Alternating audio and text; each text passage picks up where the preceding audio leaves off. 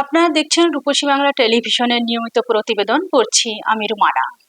চাঁদপুর মতলব উত্তর উপজেলার ছ্যাঙ্গারচর পৌরসভার কলমাকান্দা গ্রামে নিজস্ব ক্রয়কৃত জমিতে ঘর নির্মাণ করতে গিয়ে বাধার মুখে পড়েছেন ভুক্তভোগী মোহাম্মদ জামাল হোসেন। বিস্তারিত থাকছে মোহাম্মদ তুহিন ফয়েজের প্রতিবেদনে। মোহাম্মদ জামাল হোসেন জানান, নিজ জমিতে ঘর নির্মাণের কাজ চলাকালে মোহাম্মদ আকরাম হোসেন ও তার মেয়ে এসে অকথ্য ভাষায় গালাগালি করেন। পাশাপাশি থানায় মিথ্যা অভিযোগ দিয়ে তাকে হয়রানির চেষ্টা করা হয় বলেও দাবি করেন তিনি। জামাল হোসেন বলেন, আকরাম হোসেনের অতীতেও একাধিকবার আমার বিরুদ্ধে মিথ্যা মামলা দিয়ে হয়রানি করেছেন। তিনি আরো বলেন, আকরাম হোসেন তার ছেলে মোহাম্মদ সায়েদ সরকার, মেয়ে তানভিন আক্তার এবং স্ত্রী সালেহা বেগম তাকে বিভিন্নভাবে ভয়ভীতি প্রদর্শন করেন এবং দেখে নেওয়ার হুমকি দেন। এ ঘটনায় সুষ্ঠু তদন্ত করে আইনানুগ ব্যবস্থা গ্রহণের জন্য সংশ্লিষ্ট কর্তৃপক্ষের প্রতি অনুরোধ জানিয়েছেন ভুক্তভোগী।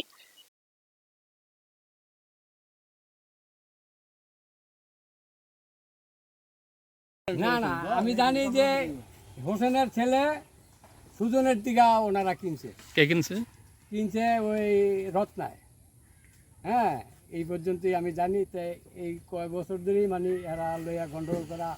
এইটা একবার সাহায্য মাইপা দিতে লইছিল, আমি না তো সাহায্য নিজে মাইপা দিতে লইছিল। আর এই মাফার পরে আবার সাহায্যই আবার ইয়া করছে, এটা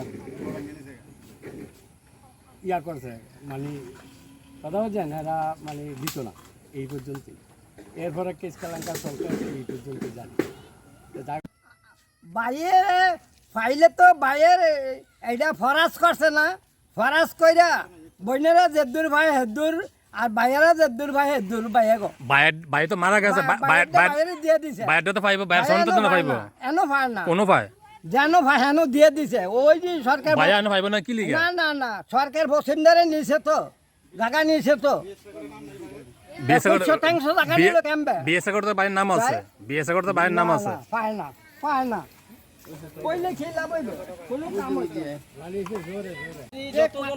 জায়গা বিবাদ করবেন না।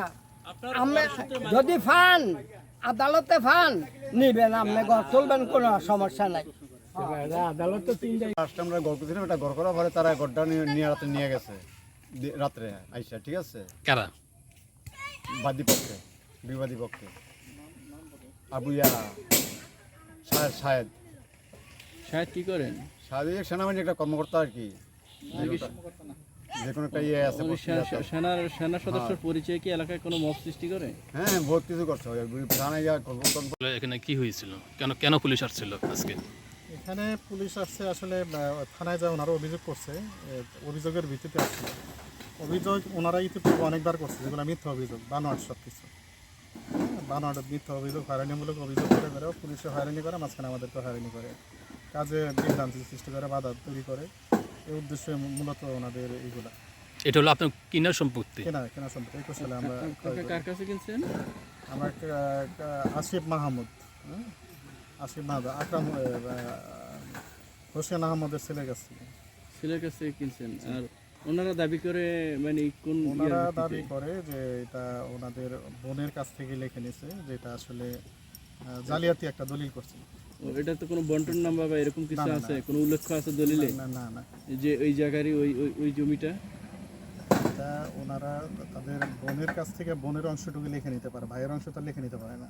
ওনারা বোনের অংশটা লিখে নিয়ে এখানে বোনকে বোঝাইছে যে তাদের অংশটা লিখে নিতেছে, কিন্তু তার মধ্যে ভাইয়ের অংশটা উল্লেখ করে নিছে এখানে, যেটা এটা বানোয়াট জালিয়াতি দলিল আর কি। ভাই তো মারা গেছে পূর্বে। হ্যাঁ, ভাই পূর্বে মারা গেছে। না, ভাইও লেখা দেন না, ভাইয়ের যে ওয়ারিস তারাও লেখা দেন? মালিক হয়েছে, তার কাছ থেকে লিখে নেয়। ওনারা কি কোর্টে মামলা করছে এই বিষয়ে? কোনো এই বিষয়ে একটা দলিল বাতিলের জন্য মামলা করছে, যেটা চলমান আছে।